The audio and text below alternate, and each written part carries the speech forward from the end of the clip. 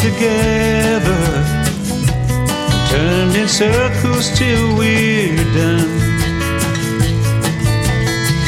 We found waves to work in stormy weather. Long may you run. Long may you run. Long may you run. Welcome everyone to this series of outtakes from the Banda de Hermanas flight with 3 K6CRs. When I set out to start making these clips, I knew I had the original flight from April 2021, and I needed to remind myself how it all went and what to do. So first of all, I set off to refly the task with Ghost2, not to refly it, but to just practice it, the start, and remind myself how it all went in the Aerobatics and how to fly a K6 after so many flights in the duodiscus. It's a very different kind of plane.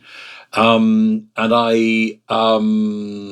the first thing you're in these clips is that when I actually flew them, Ghost2 was present in the sky. For some reason, when I do the replays now, having also used Ghost2 and Ghost2 for the final series of clips when I reflew the task for the third time, for some reason I can't get Ghost2 to appear on these clips. But it's not particularly relevant. These are just a series of fun clips about how I prepared to actually do the task again. And in this first clip, I remember I aerotowed out just like Ghost2. I took the aerotow all the way and went over to join Ghost2 and wasted all the time that Ghost2 did back in April 2021, thermaling sort of out of position, getting height, and then having to go over to the start grid and do some more thermaling. And I think it was that sowed the seed of pulling off earlier on aerotow, getting onto the mountain slopes near Latrig, and using that as a way of gaining height before proceeding straight to the start grid. And that worked out rather better, as you'll see. Well, you saw actually in the main clips, you saw how long we had to hang around at the start grid for Ghost2 to join us after he'd faffed around in his original flight of April 2021. So on this particular one, when I decided, right, I've gathered the information I need to know here, and I just want to get down. I want to get down quickly. I suddenly got an idea to have a bit of fun. So here we are, about to have a bit of fun. If we just press the unpause button. Right, off we go, I hope. Yeah, here we go. Right, we're now live in the aircraft. Let's orientate ourselves. Latrig airfield is over there. You can see its runway lights twinkling. We're at about 3,800 feet. This is the typical height we kind of did over Skiddaw. Well, actually, it's not true. I think we left Skiddaw on the final flight with the two other K6s. I think we left at about 3,000 and went for a thermal under a cloud, rather like that, out in the valley. So here we are at the best part of 4,000 feet. We're thinking, right, this is there's not much to be proved here. I want to get back, but I like to treat it as a real bit of flying and land back. So I head towards the airfield, and I think I start to get the idea then to just try out some stuff and see how well it goes. If it doesn't go well, it's only virtual reality. We're doing now about 60 knots. We've got reasonable height above ground, and of course as we move forward, the height above ground is increasing rapidly as we come off the hill. And I think to myself, we're not under a cloud or a furb or anything like that, so the air should be relatively unruffled. We won't have thermal gusts and things about. I did actually, I can confess it now all these years later, do this in my K6 at the end of a cross-country flight 30 years ago, and I'm not quite sure whether I should have done it or not in terms of legitimacy, but I did it, chose a safe place, did my manoeuvring turns to make sure it was clear. So here we are, nose down, pulling back at about just short of 100 knots, right over the top into a loop, just coming round to identify where we're going. There we go, and then straight up now into a chandelle, stick and rudder over, reasonable looking chandelle, coming down like that, straight down into, back straight up into a second chandelle. Quite like the way we're intersecting the horizon there. Not a bad chandelle. I was quite pleased with how those came out. I haven't done anything like that in 30 odd years. So yeah, I don't think I ever did them in the K21s at Sutton Bank. Can't remember. I'm not that into aerobatics, but I like to get the hang of manoeuvring glider. So now what we've done, perhaps if I stand up in the chair a little so you can see, air brakes are full out. We're turning to the right. We're supposed to have opposite rudder on. We've got some opposite rudder on, not a lot. We're probably balancing the rudder and the ailerons just to maintain the spiral, the steep spiral drive with the air brakes out. And each time we go round, where's the airfield? There it is. We're clocking the angle to the airfield. We're also having to watch out for the hill. How many of these can we throw in before it gets tricky? I reckon this is probably the last one. Looking out as soon as we can to the airfield to gauge the angle, whether it's shallow. Yeah, that's it. Call it a day at that. Air brakes, putting air brakes away, getting ourselves settled and lined up on the runway, and then we'll use the air brakes to bring the speed down again. Okay, that's looking good. We've got a lot of speed under kill. Let's get those brakes out. Only half brake at the moment. Quite interesting. Okay, yeah, that's obviously what I decided felt good. Speed dropping off below 60 knots. Now down to 55 knots. We're looking good.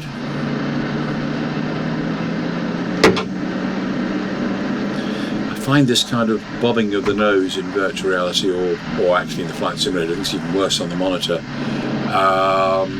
It doesn't really help you to make a really good landing. So, and also, you know, gauging the ground's a bit difficult. So the landings are a little bit workmanlike, to be honest. I think that's a Pirat over there, isn't it, that glider? Interesting one to see here. So there we are. That's the end of that little clip. Nothing much to say about that. It is what it is, and I hope it was fun to watch.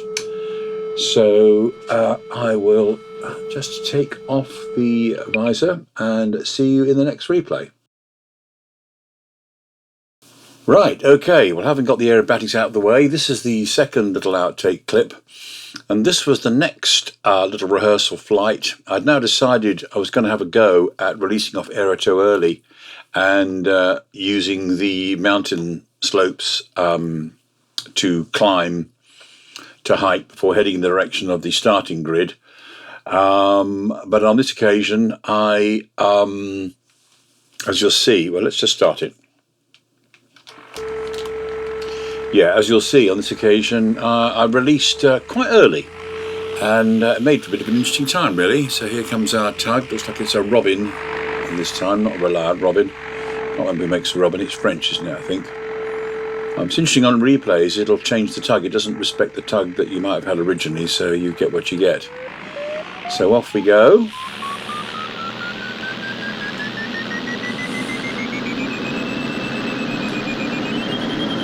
A bit lively in pitch, the K6, when you sort of try and hold it down on the ground and not get above the tug. And you get high on the tug, that's the thing. That's a bad thing to be doing. So here we are, and there's the slopes. I'll have been looking at them thinking, right, okay. And of course, Ghost 1 would have been visible when I originally did this little trial, but as I said on the clip a moment ago, for some reason Ghost 1 just doesn't want to show up on these replays anymore, and I'm not quite sure why. Okay, so here we go, following the robin around. You're probably thinking, I'd like to see just how early you can get away with releasing. Get onto these slopes, bearing in mind these ones here aren't really into wind. Okay, releasing from the tug, turning the same way as him. Now, I know the danger of that, of course. And again, you know, he's a dumb animal. He's not going to sort of watch out for me and sort of fly on and keep out of my way. So I'm watching him as I'm moving towards the slope, because of course he's returning to the circuit. And to some extent, I'm enjoying the fun of this. This would not be good practice in real life. You don't want any kind of low separation like this. Anyway, it's good fun watching him as he goes across to the circuit. And you can see, you know, we're pretty low here. We're going to have to either get something straight away or get back on that airfield. And I have no idea what we're going to find, but I want to try it. So I'm watching the airfield to see whether I can cut to the airfield on a kind of a short circuit, bearing in mind the tug's going in as well, so it can get rather lively. I just have to deal with that if it happens. We've got a reasonable bit of separation as he turns base leg. So found a little bit of lift, heading into the hill at 55 knots. I'm going to keep going this way so that if it does fail, I'm sort of still on circuit to land. As you can see, the angle to the airfield is not generous. I mean, you know, you'd hope to be helped a bit by the fact that there's some good air between here and the airfield. But it's not a generous angle. It's starting to improve now. Okay, so there's some lift. And this is where the K6 is such a good friend, because it's a very light little plane, very nimble. And it can, you know, S-turn and move around at quite a slow speed in quite a small area, if that's all that's available for trying to stay in lift. So at the moment I'm exploring, looking back at the airfield. We're all fine to go in and land if it doesn't work at all, but I'm trying to explore what's here that I might be able to use. So I'm going to go back this way, keeping a close eye on the airfield so I can cut and run if it doesn't work.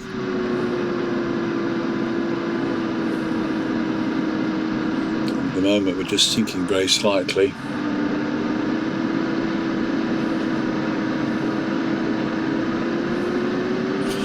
I'm probably not moving closer into the hill because I suspect I was very much thinking I'm going to need to land if I'm not careful, but as soon as I start to sense things are improving, I decide to move further into the hill to see how much better it gets, and it does get better.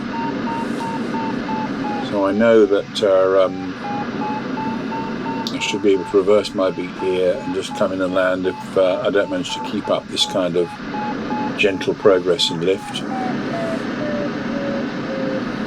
But at the moment it's okay. And the K6, look at this, 45 knots. Beautiful precision machine for this kind of thing.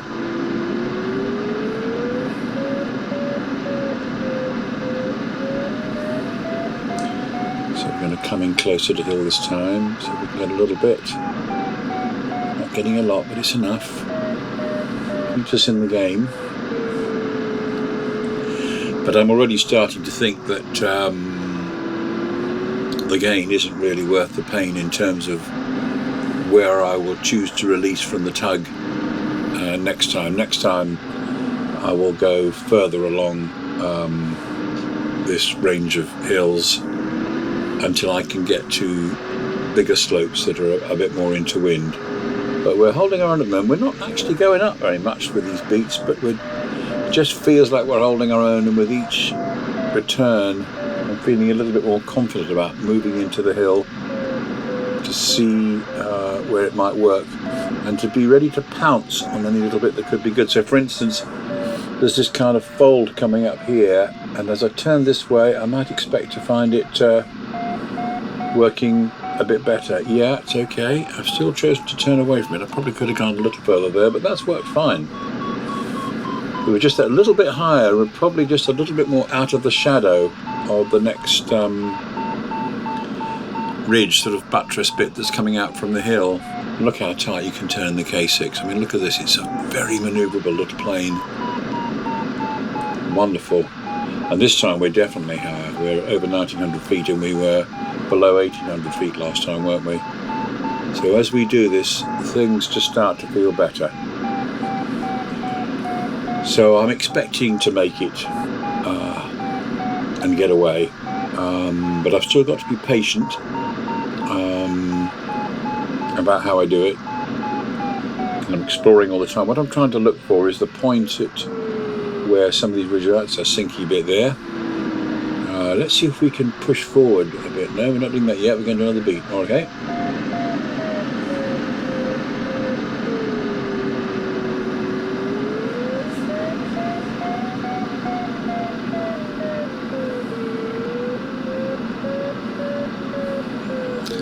Trying to get a little further back on the hill each time. much I achieved there. But at some point I think I'm going to want to actually move forward to the next ridge, but let's wait and see. Because yeah, we're now at 2,100, so we've managed to gain 200 feet. Well and truly safe for the airfield. So I think I'm now going to try and push forward a bit, am I? Yeah, we're pushing more or less into wind here. The wind is about 20 degrees to the left of the nose. So you can see it's not really the overall alignment of these slopes that's working, it's just these bits that are sticking out off of some into wind faces. Now whether in real life this would work out quite so well, I'm not sure. I think Condor is perhaps a little bit kind, but never mind. I'm enjoying flying where I find myself, in whatever lift I find myself in. So I think I'll shut up now and just let the flying talk for itself.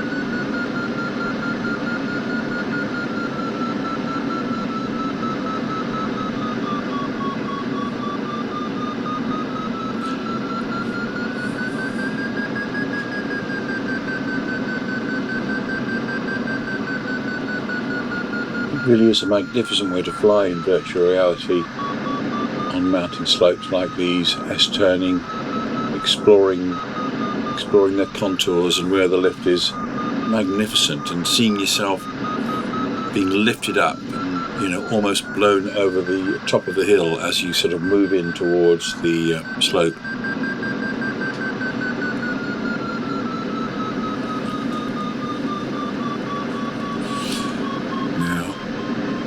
As I move out here, of course, we have a nice looking cumulus behind us. So this is starting to be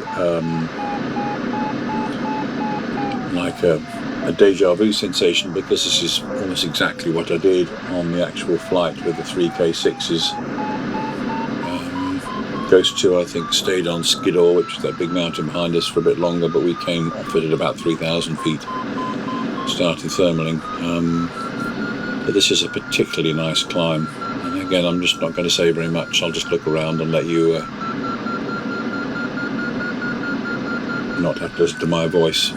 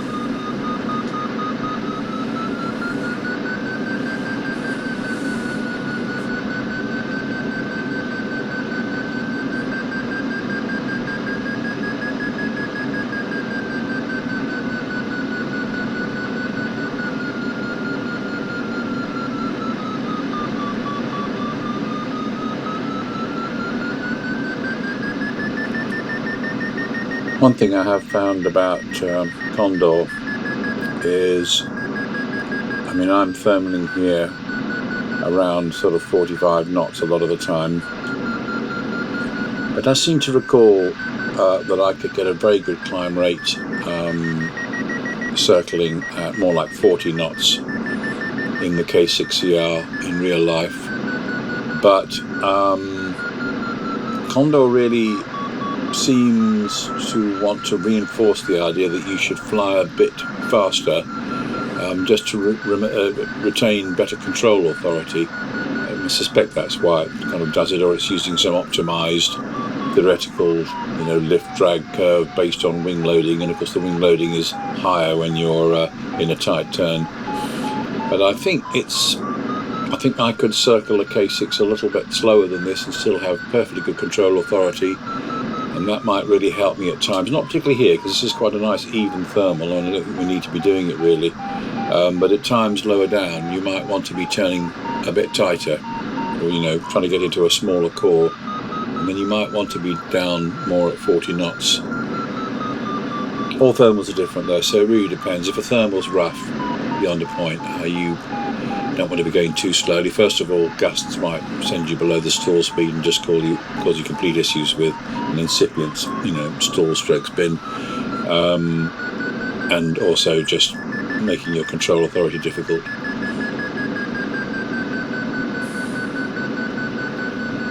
But this one seems to be going around nice and smoothly.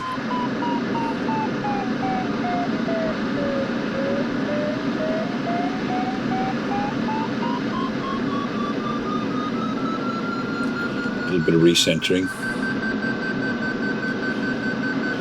The technique that I've tended to adopt, of the various ones I was shown by instructors years ago, that I quite like and sort of understand, is to wait for the point where the variometer is starting to come up again, straighten up momentarily, and then turn back in. The idea being that the variometer lags a bit, and so when it's starting to rise, what it's actually reporting is that you're near a point of maximum lift.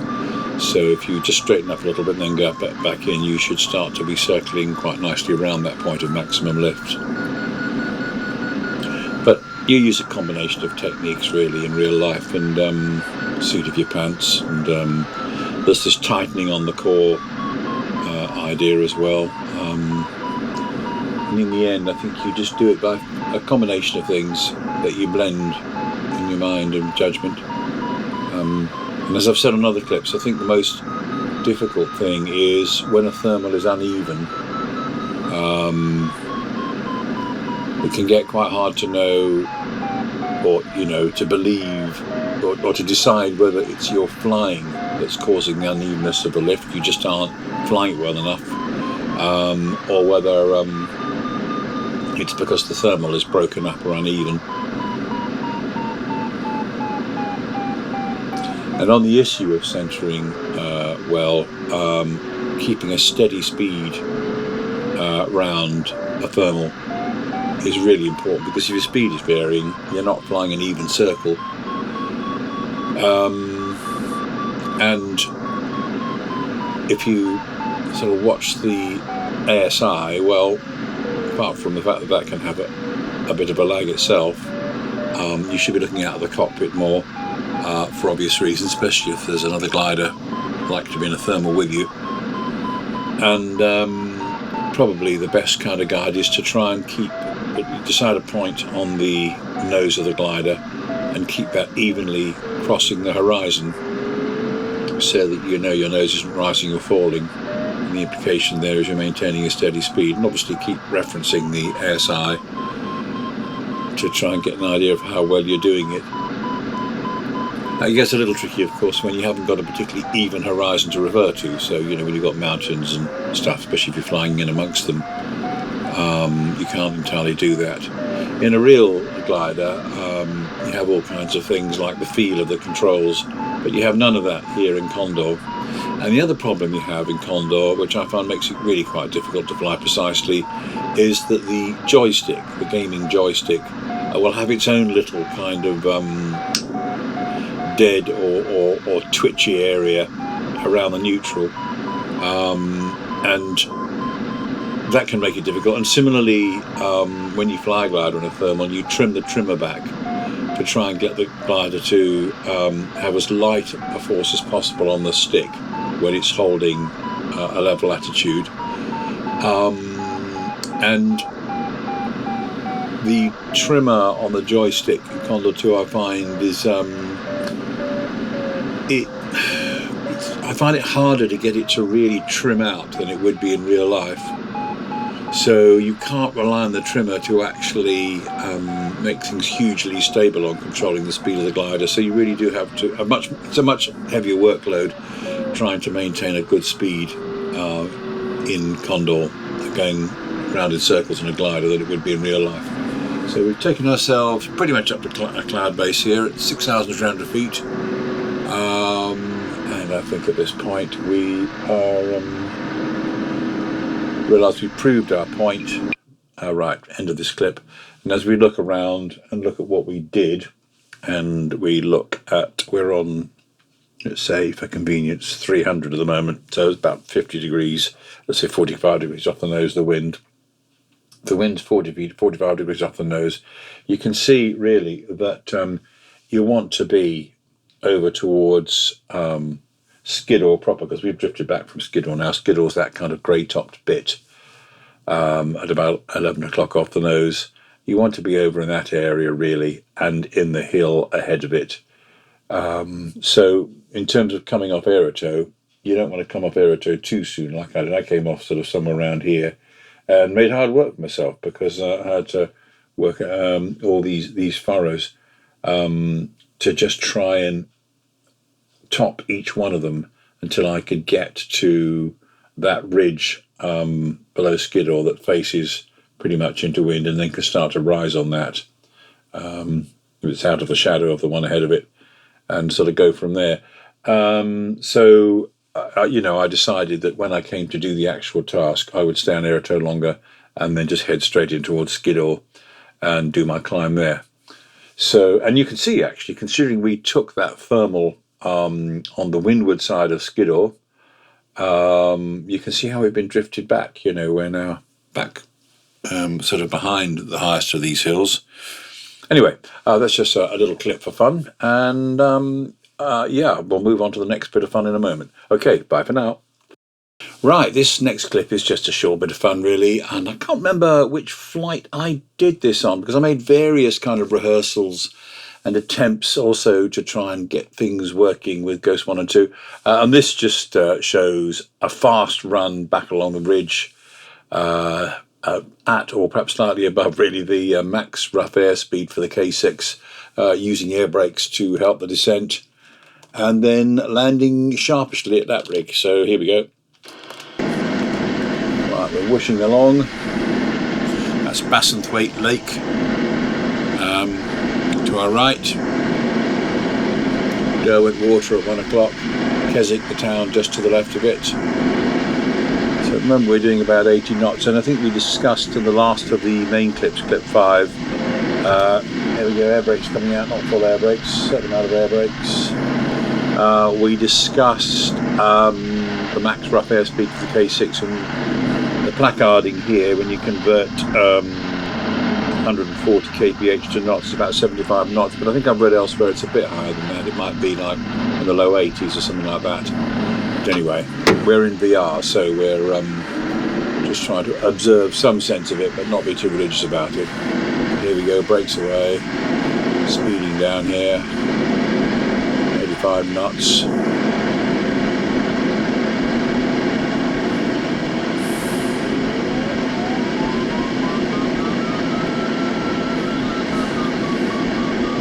Still hitting a lot of lift at points.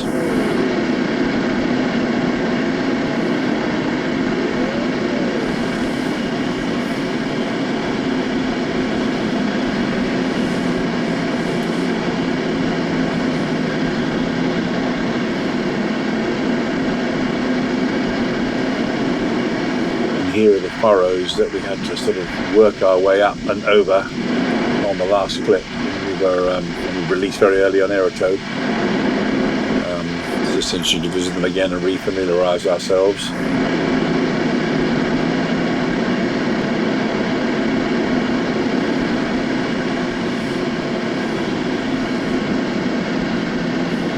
So bleeding the speed off a bit.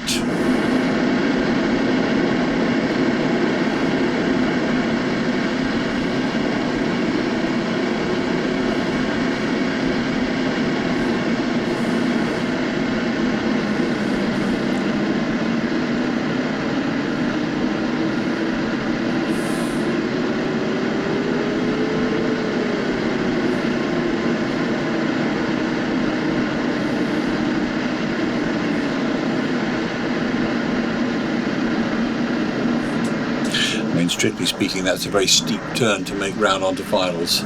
Probably, I'm slightly over shoulder central, I'm only slightly. Probably you would have not been quite so steep coming round, but it was a deliberate choice really, not just poor planning.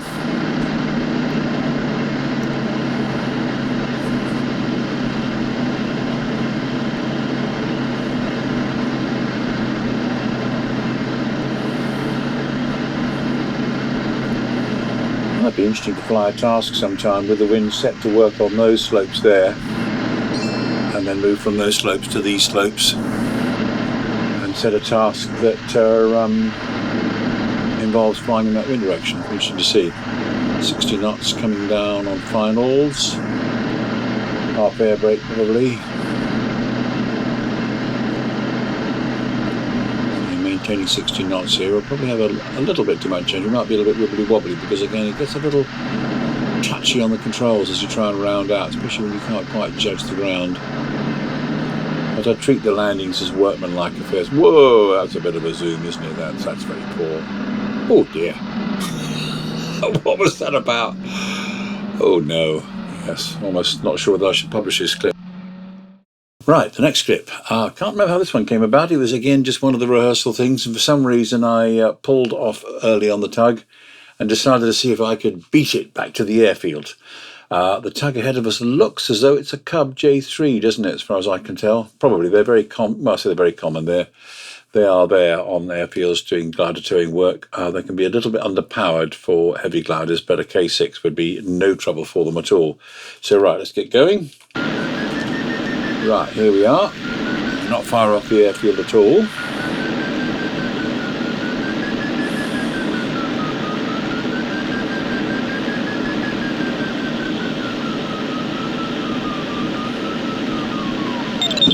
Oh, for some reason we decided to pull off at the same time.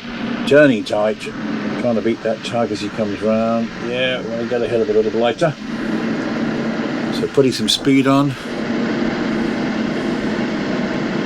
Probably know by now that we will at least get a beneficial influence with the ground we're going over as we go towards the airfield. So even if we're getting ourselves quite low, we've got speed on, we have some good air. How's that tug doing? Yeah, he's there, following us round. So we want to be ahead of him because we'd like to land. I don't know whether we get clear of the runway actually. I have a feeling we kind of stop on it.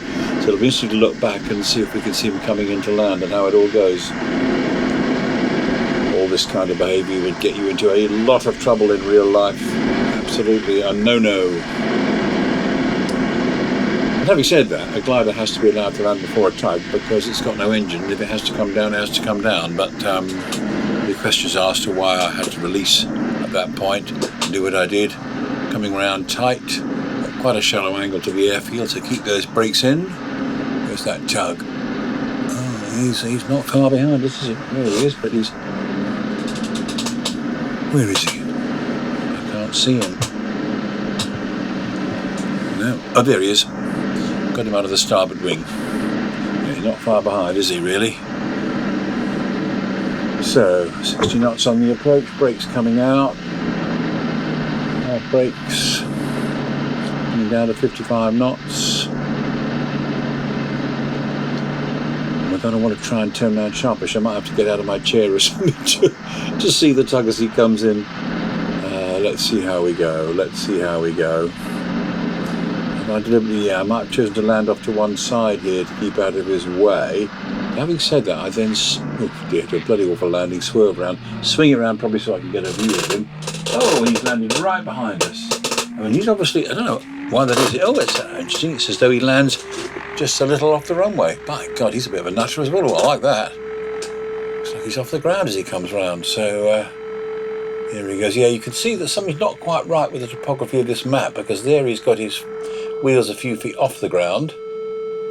And when we take off, he ploughs his wheels about 6 feet through the ground. And you don't know what to do when you're following him, because you think, will that cause me issues or not?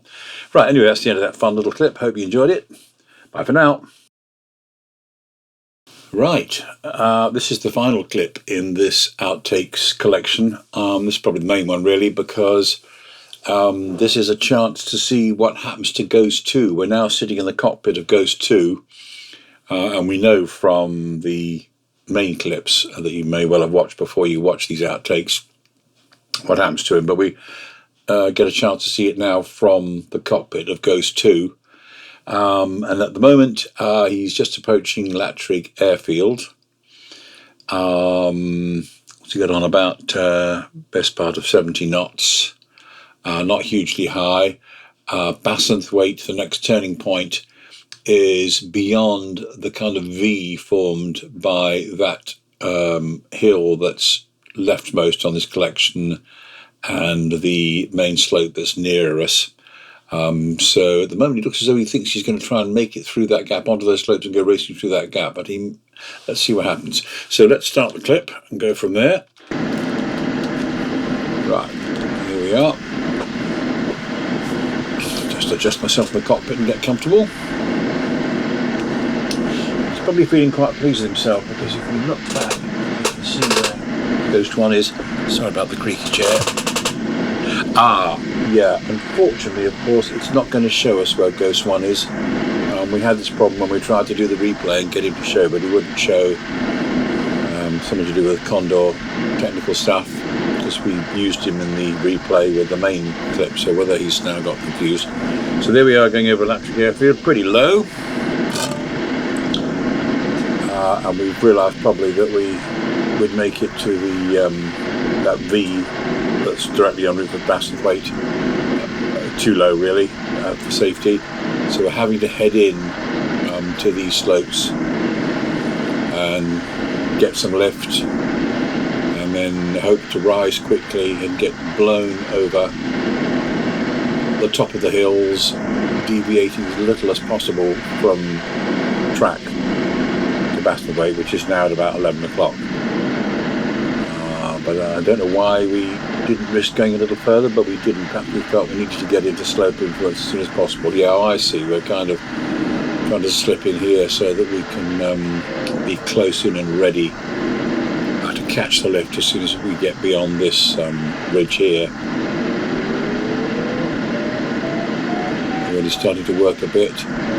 Looks as though we're trying to push the limit of how far into this ridge we can go without being caught in the shadow of those hills, so that we don't miss any opportunity to rise if it's there. And it does seem to be there, so we seem to have judged that quite well. And that's quite good, because as soon as we bear off into this hill,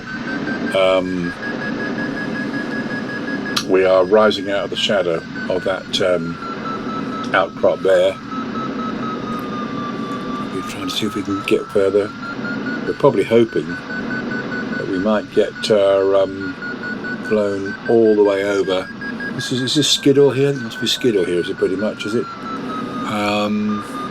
Ideally, we'd love to get blown right over the top of this hill, or at least be able to turn and go across it at about 10 o'clock.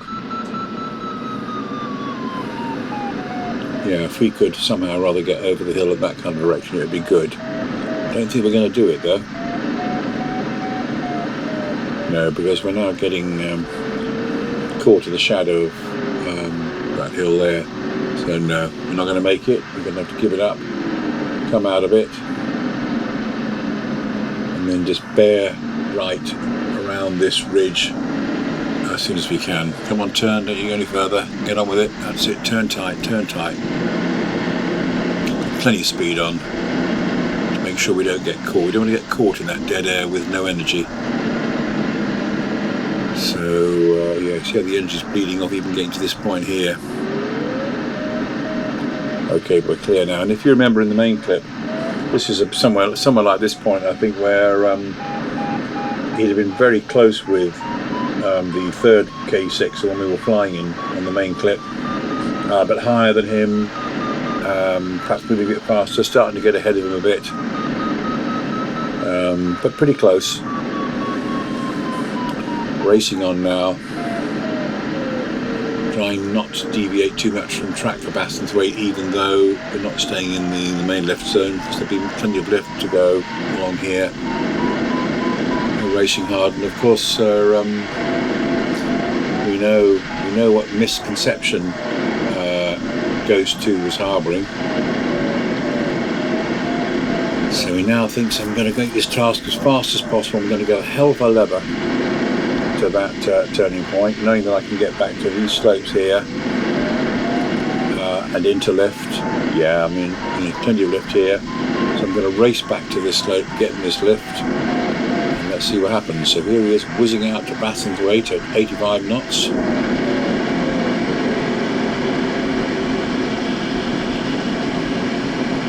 $90 knots. Oh my God. I suppose you could argue he's in still air rather than rough air, so speed's okay. I don't know quite where you draw the line when you're in air that is thermic, so you could bump into turbulence due to a thermal, but it's not quite like a rotor that you might get associated with wave, which is quite severe. Okay, so he's turning Bassenthwaite, turning point. Yeah, that's that road junctioning, isn't it? Turning it tight. Okay. Now, as far as he's concerned, of course, he's still showing his map display. He's not noticed his video earlier where it's gone off the screen. You see, he's gone straight to his final glide calculator, which is not showing him any information about the name of the next point he has to reach, and this probably didn't help him at all. So he's racing in here,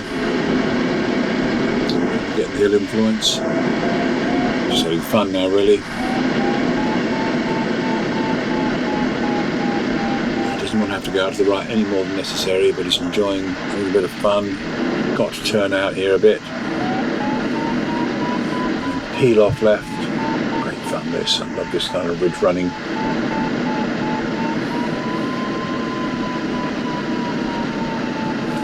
Riding the main slopes, and they've been very busy looking out the cockpit doing the flying as well, so he's got no information on screen to tell him anything about where he should be going next.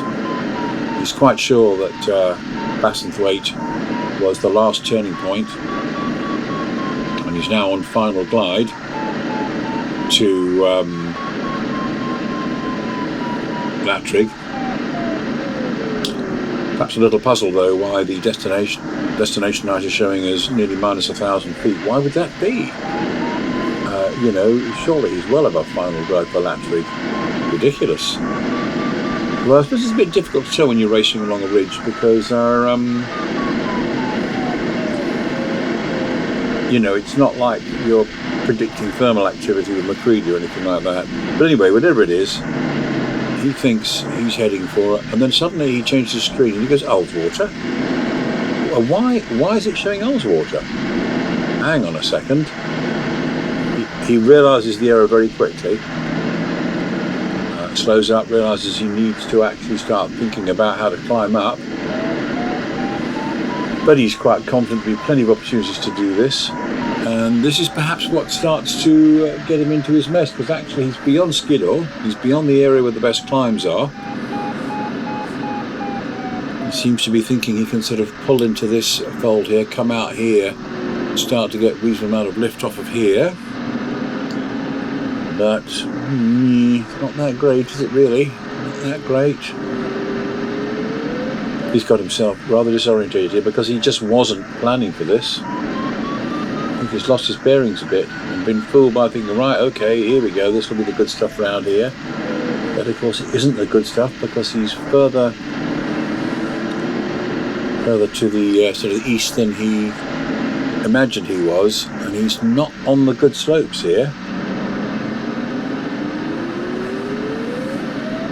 So, I mean, you know, he's got Ghost 1, you know, coming down this way, and he'd have been able to see this. We can't see him in the replay because he's not showing, but he'd have seen the distance closing rapidly, feeling the pressure about I'm losing my lead on Ghost 1.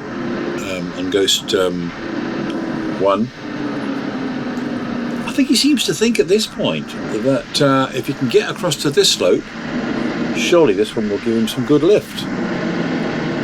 He's obviously got to go through some bad sink to get there, or some sink anyway. It's not as bad as I imagined actually. He's still 3 knots. He's trying to head out a bit to sort of clear the shadow of this.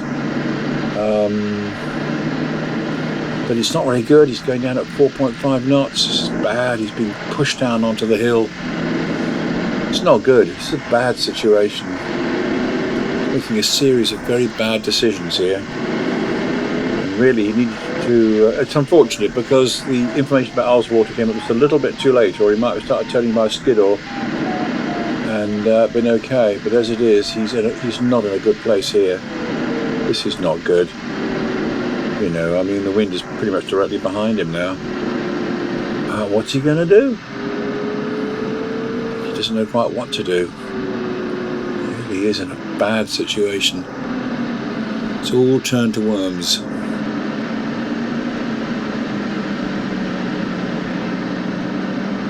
What a mess. What a mess. This is a pilot who's completely lost his bearings. He's lost the plot. Not even thinking straight. I mean, this is more or less into wind. Wind's only 20 degrees off the nose here. Perhaps he's hoping that he can get this side of this ridge and then work it and try and rise up. But he can't do very much of it before he's in the shadow of the hill that's ahead of us. It's going to be tricky.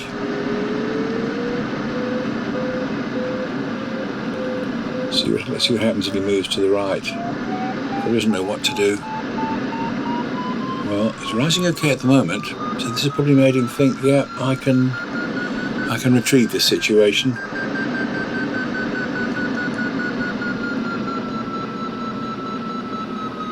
Flying slowly, very slowly. It's a slow bunny style, but he probably wants to actually try and delay the time when he comes in the shadow of that hill as soon as possible, and for as long as possible. Now he's S-turning gently to the left, hoping to try and rise above the shadow of this hill. Very slowly. Coming in towards it as much as he dares. Difficult, very difficult, 2,000 feet. And not a great prospect of rising higher at any great rate. If we can get up to there, it'd be something, wouldn't it? But it's not working that great, is it? Got 2 knots at the moment. Improving now a bit, but you can see this is hard work really. It's not the best rate of climb. It's not like Skiddaw. Doing a wrist turn? No, I'm sure he's not going to turn. He's turning right into the hill. Probably turning too far into it, to be honest, with hindsight. Speed at 50 knots. Well, at least he's keeping speed on in the turn. That's good at least. Trying to get back into the band of lift as soon as possible and rise. He's slowly rising, but it's slow and it's hard. And look at Skiddaw over there, just ahead of the port wing. I mean, that would have given him so much more if he could have got onto that. And all the time, Ghost 1 is moving down towards the turning point at Bassenthwaite, and he'll be feeling all that pressure.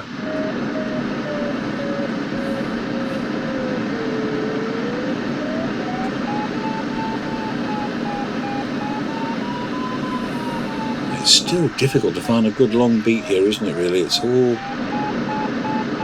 a lot of turning involved.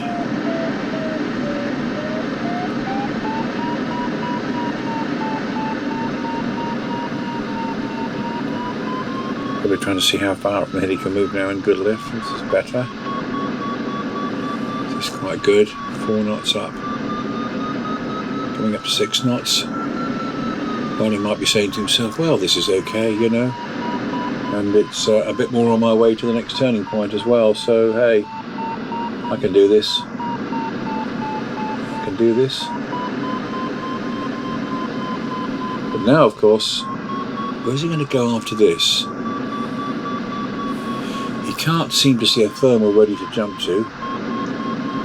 And that's a way off in the wrong direction. That one's kind of beckoning, but it's a way off. You've got to have left the hill behind. You'll be leaving it on the lee side and straight into sink probably when you do it. So he's probably thinking, can I work my way along this ridge, maybe finding the bit that's at least not got sink in it, and get as close as possible to that thermal before I make my move. The one at 11 o'clock is just decayed old rubbish. Well, this is not very good. He was hoping, I think, that he could at least find like a zero, no sink here, but he's hit some sink. He's now deep into these hills, and he's sunk, and he's low on the slope. And all got to hope now that this last bit here might be some use for climbing on, but it's nothing particularly good, is it? But it's his last hope, and he's dying to get at that thermal, but he'd like a bit more height. And I think by this time he gets a bit desperate. And I think, does he even try? Yeah, well, at least good. At least he's going to try and rise in this. But of course, the longer he's here, the more chance there is that thermal could be decaying. He's not rising. This is no good. He's going to have to make the big decision and just go for it. No, and when you look at it, I mean, it's just not. It's not very well placed to be a strong ridge. He's getting 2 knots, a little over 2 knots out of it, but it's a slow business. As soon as he comes around here, he starts to get shaded again. Nope. He could spend a lot of time on here, and the thermal there will have gone. So I think he might go for a last attempt at being blown over the hill. Yeah, he's decided, I'm just going to go for it. So off he goes. So let's see what happens to the air when he gets to the other side of this. Yeah, quickly hitting the sink. He's got all this series of hills to get over as well. So bugger, looking around, I don't know what else he could have done really except go for this and hope. And I think he was a little bit unlucky actually, because he just didn't manage to find the thermal that was associated with his cloud. Perhaps Condor just decided on balance that with sink from the lee of hills, got much from delaying there. He's just got to press on and hope. But he's a bit unlucky here because he's got 2,300 and he might have hoped he'd pick up the lift from that thermal. For whatever reason, as we shall see, go very well. Got 5.5 knots down at the moment. I mean, this is dreadful. Not helping his cause at all.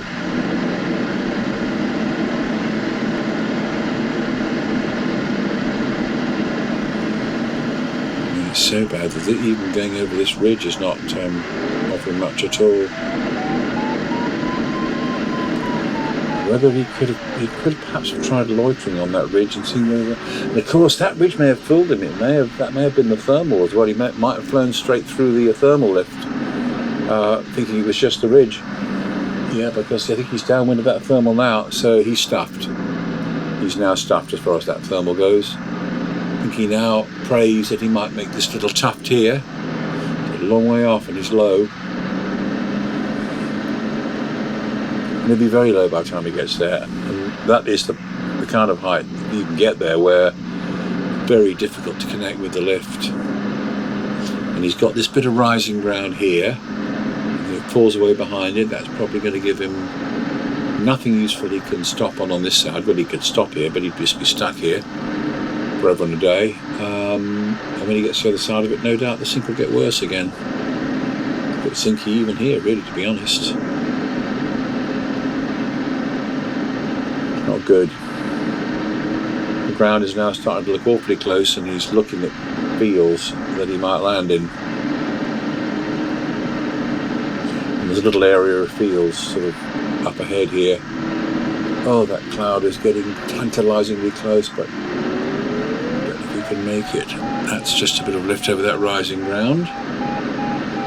But you can't stop there. Oh no, for some reason he's decided to turn in case it is a thermal that hasn't got a cloud yet. But no, that's just this bit of rising ground.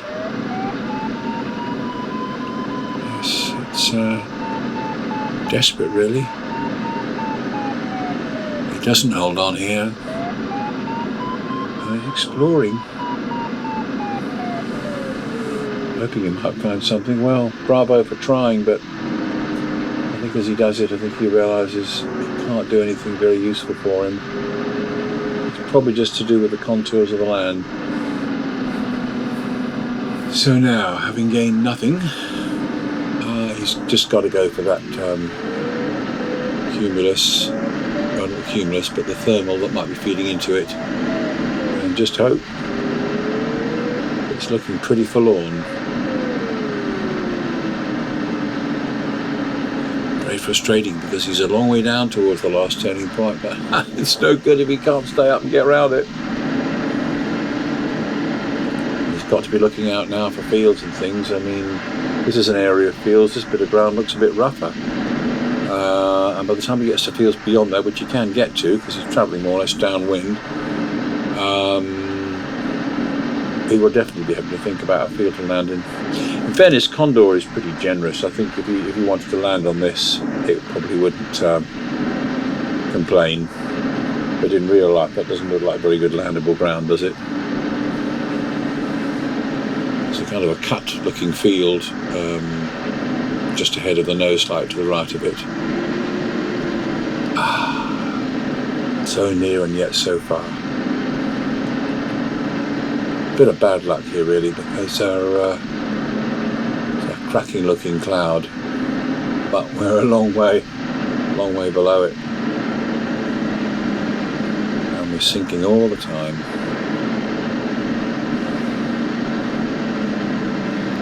And at this point he'll very much be thinking, come on, you know.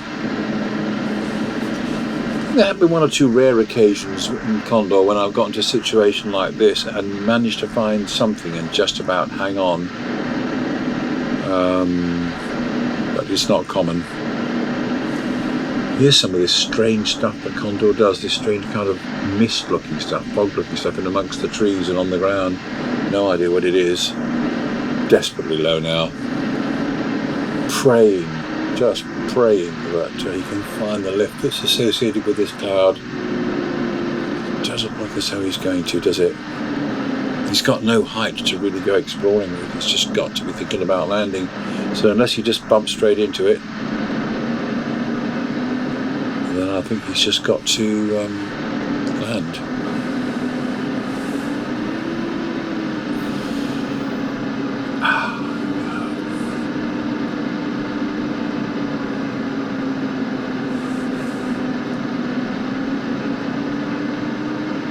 Just not happening.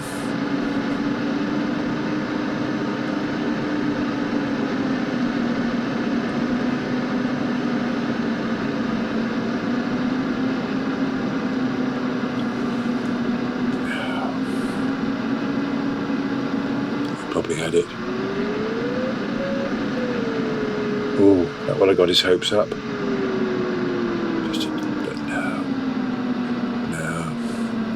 Time for perhaps just one quick turn or two. Oh, it's taunting him. It's taunting him, but it's not enough. It's not enough. And it's all about staying over a landable field now. That's a village or a town or something, and he shouldn't even be anywhere near that at this height, of course. 900 feet, well that's definitely circuit height. Gosh, wow, that's a stream there, isn't it? I've not noticed that before, I'd have been too busy flying. I like the way it's even got a texture that makes it look as though it's flowing. As I say, it's a stream, it's probably a river. But I mean, this is hopeless. This is just hopeless. Should not be trying to stay up at all. He's really got to think about landing. I mean, the speed is a bit too slow, really, for this kind of field landing situation. Where is he going to land? It's currently downwind.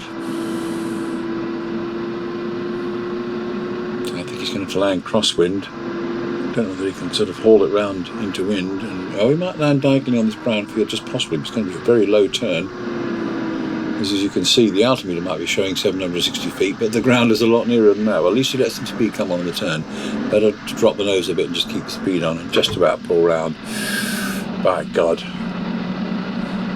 That's what I call taking it to the limit. But despite all that, a very nice landing. And that was the demise of Ghost 2. So there we go. Not a lot to be said about that. Hope you enjoyed it in a kind of sad way. And that's the end of these clips. Bye for now. Long may you run, long may you run, although these changes have come. With your white wings shining in the sun, long